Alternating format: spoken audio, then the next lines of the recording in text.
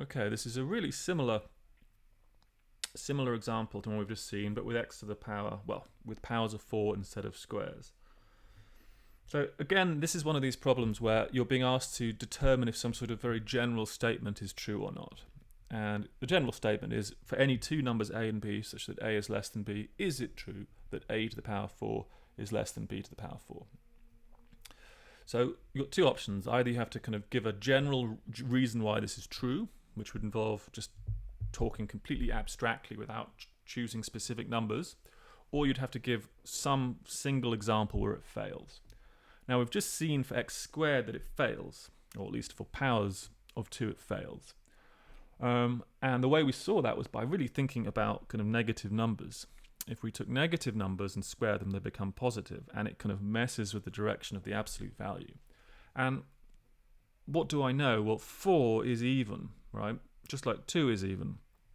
And that means that if I take any negative number and raise it to the power 4, it's going to be positive again. So I think we're going to have the same basic story going on. So it feels to me like if I deal with negatives, something's going to go wrong. So consider, let's say a is equal to, let's say, minus 2, and b is equal to minus 1, okay? So first of all, we know that minus 2 is less than minus 1. What's a to the power 4 equal to? A to the power 4 is minus 2 to the power 4. That's 16, okay? And b to the power 4, well, of course, minus 1 to the power 4 is just 1. So what do we know? I know that a is less than b, of course, but it's the wrong way around. Okay, 16 is not less than 1.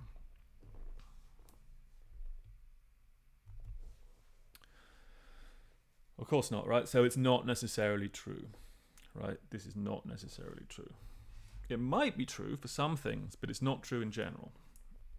So this implies not necessarily true.